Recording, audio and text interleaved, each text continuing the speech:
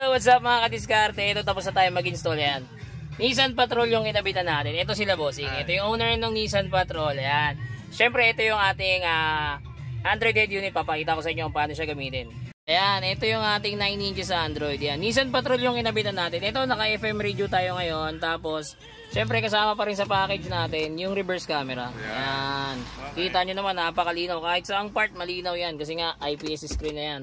And then meron na rin tong Apple CarPlay and Android Auto na tinatawag. Actually na-testing na ni bossing kanina habang nag-i-install ako nung reverse camera. Sige nga sir, pakiconnect nga ulit nung phone nyo.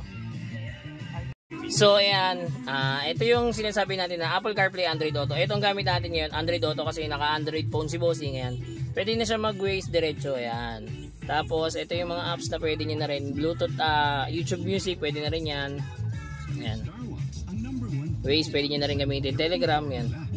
So kung gusto po mag-avail niyan, drop message lang. Direct message lang for better and faster transaction. Don't forget to like and follow na rin. Salamat!